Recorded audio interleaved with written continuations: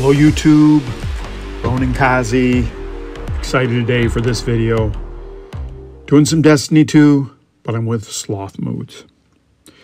So, one of the great things about playing MMO RPGs is that you get to play with friends.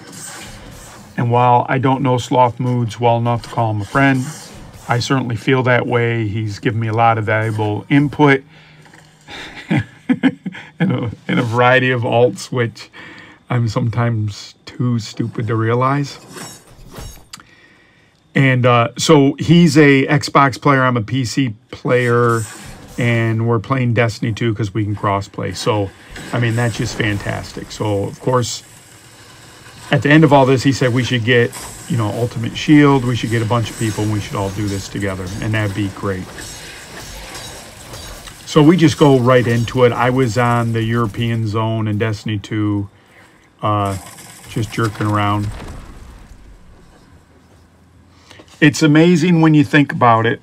I'm going to tell a story about one of my kids was a big Xbox player, and he played Modern Combat or Call of Duty, one of the two. He played them a lot. He played them with some kids that were all from Georgia, city in southern Georgia, not Atlanta. He was really good friends with them. I mean, they played every night. And they were really good friends. So eventually, for whatever reason, maybe I'm insane, whatever, but I was like, hey, why don't we go down there? I was divorced at the time, and his mom lived in Florida. So I said, why don't we go visit your mom, but we'll go through there. It was out of the way. And we met in a Pizza Hut in this little town in Georgia, and they got to meet each other face to face. They've just been voices, and it was, I sat at one table and they all sat together, and I got them pizza and stuff, and it was just fantastic to see. I couldn't really tell my son at the time, but like when I was growing up, that would be absolutely batshit. Excuse my French. That'd be bat crap crazy. So I'm always a little tickled and giddy when I can cross these barriers. And Xbox platforms and PCs is, you know, I think so great. I don't know how he gets through here. I get lost. So I'm just, at this point while I'm playing, I am elated. We can't talk to each other. I type stuff in the chat. We don't have Discord. I don't have any of that stuff. I didn't think that far ahead. I just amazed that I could see him on my friends list. So it was fantastic. And I didn't know Sloth from Adam. Now, what's fantastic is there's been a commenter from the beginning, Rich85, that's been super fantastic, supportive, and everything. And then Sloth Mood started commenting on the channel.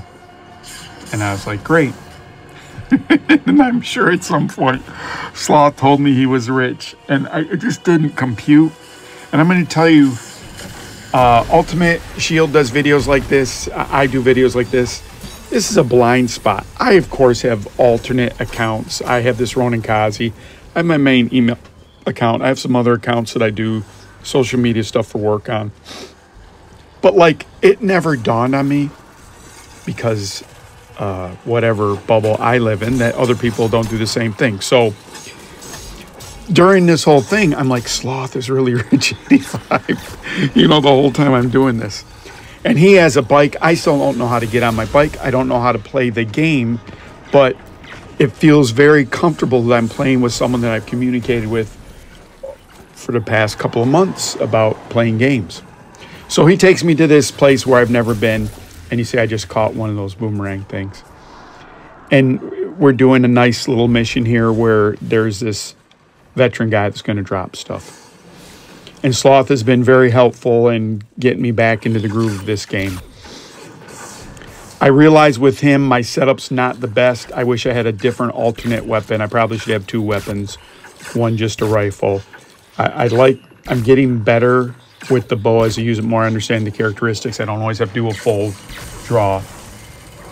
And in this group together, we're kind of okay. Really, I'm a sword guy, so if I would ever let Sloth go first to maybe get some of the ranged aggro, I could just save all the getting my ass kicked going to the boss. But I don't, because we don't have a mic. He probably would say, dude, just let me get aggro and then let me kite him, and then you can go in there. And so what's interesting that I want you to consider, we know of each other. I've watched his videos. As Rich85, he had one of the funniest videos I've ever seen for Division 2, I guess. And in Sloth Mood, he had a lot of nice videos where I was impressed with what he was doing. So I kind of understand his play style is similar to what I've seen in the Division 2. Look, so we get this first thing.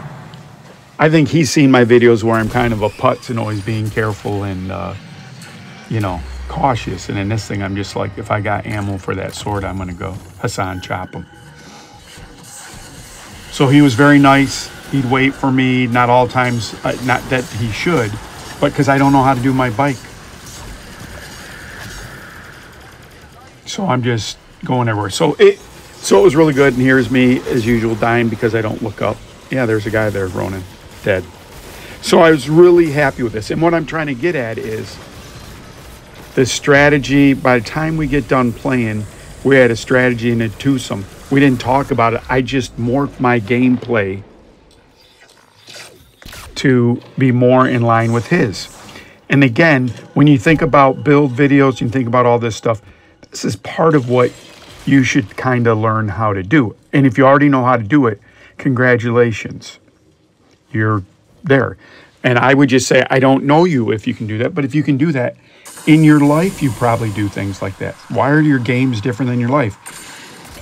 You know, so that's one of the things that I try to do. I have 2 grown sons that, as any parent will tell you, there's a certain point that your children have to break away from you, and that's just painful. As they get to demonstrate who they are, they're rejecting some of the things that you've taught them because they're trying to become themselves. They're with their friends and their peers, and the first couple times they say, well, my dad says, right? You can imagine the looks you get. So I understand that, and as we've come back together, my sons and I, like, I've tried to change my behavior.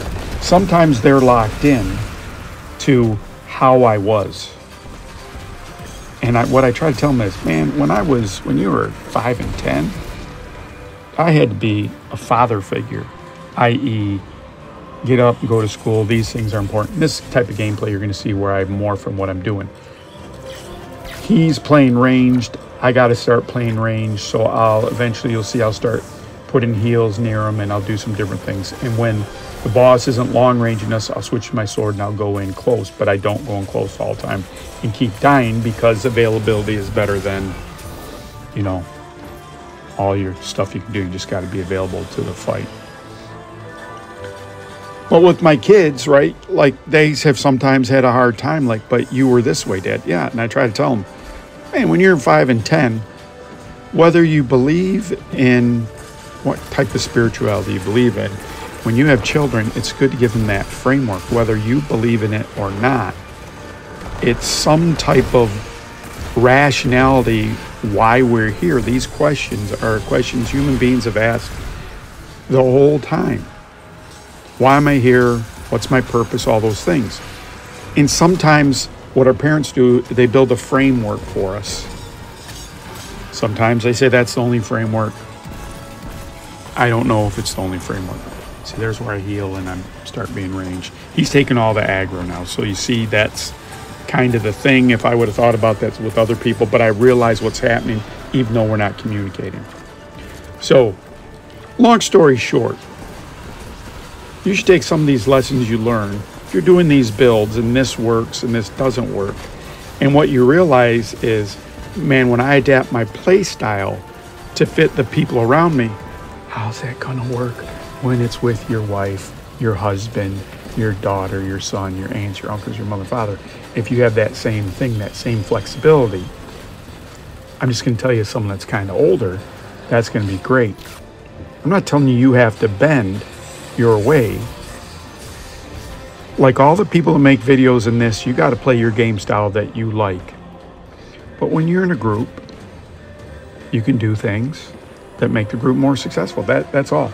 And it seems easy. If you do it in your game, you should be able to do it in your life. And it's hard. It takes me a long time. I'm not that smart. Some of you might already get that. Some of you might not go underneath the boss person either and just die constantly. So for you that don't do that, kudos. So there's a lot of things that are neat about playing with someone that I've only talked through comments on, who's watched my videos, who's liked them. I've liked their videos. And I've developed a respect for.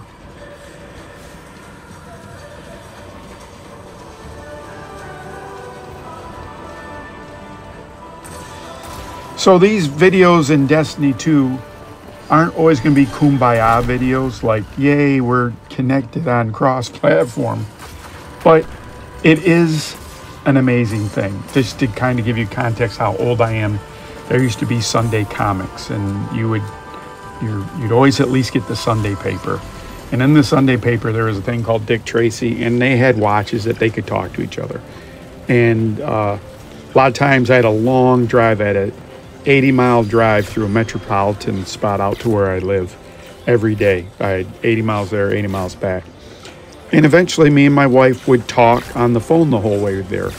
And then, you know, as I got a job that's closer to my house, we will FaceTime the whole. I don't look at her, but she can see me driving and whatever. And that just wasn't available when I was a kid. That was like science fiction, and that's fact. So sometimes you're going to see that childlike awe in me that I can play with someone on a platform that's not my platform.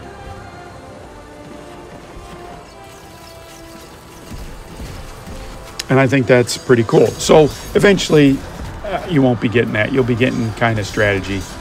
As I learn this game more, I will do more of that. And what I'd like to do, what Sloth said at the end, it'd be great if we could, through our comments, it'd be great if we could get Ultimate and every other people on there. It'd be great if we could maybe all raid together, if the people are on this channel, and we could all raid together. And so I'm going to try to make a Discord channel and.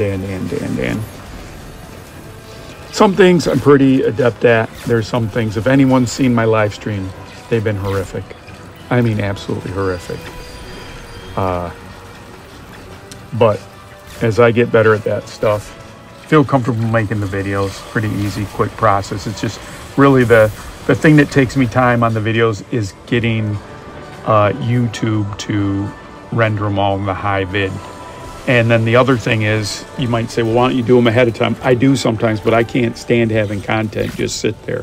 I want to get it out to you guys. I just want to see it. When I'm following something, I just like seeing the videos of it all the time. Sometimes I think of this sometimes as a podcast almost. It's not. I don't know what value it is to see my face or see me talking when I do this, but I might do that because it might... I don't think you're going to sue. I eventually go up there. Okay, so I want you to... They have the high ground. So this is just a tactic as old as everything. So I get out of the fire and I go, I should go up there. I don't worry about the boss. I count on Sloth to take care of the boss. But those ads are eating us. So I'm going to run over there and go get them. Eventually. Please, Ronan. One thing I like about the bow and arrow thing is that it's great for snipers. So I go on there and I'm going to get these guys. I'm going to miss a little bit. I think this last guy I have a problem with. There we go. And then so now I can get the boss. So that's just a strategy like in every single game. If you're playing a Division 2, you want to get to the high ground. You want to get to, you want to get to protected high ground. If you're a place where they're going to grenade you or whatever, you want to be protected when you get up there. But there's some place, you want to really be out of line of sight. That's one reason I play that thing that I play, the Jammer Pulse, because you're out of line of sight. Don't really have that here. Here I'm not using my skills as much. You can see my grenade class ability is on cooldown. I should be throwing that at that guy. And there we go.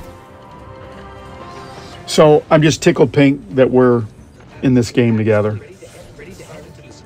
We have some more gameplay, but I'm not going to give you all of it. We're on the moon now. I didn't know other place where we're at, but we're on the moon now. And I eventually go to the altar of sorrows. I like doing that mission. And so we eventually got a good run where we fought a boss. So this was the last place I'm going to show you. Sloth and I went in here. This was inside the moon. It's pretty good. It's part of the story. I haven't done any of the story here, so I'm excited.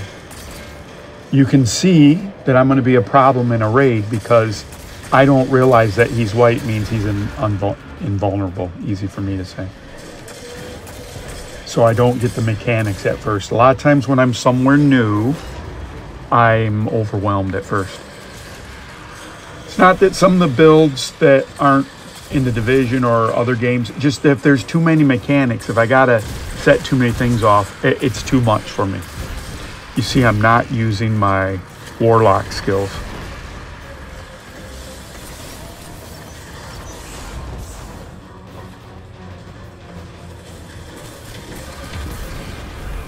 And I'm going to chop him when he's invulnerable. There we go.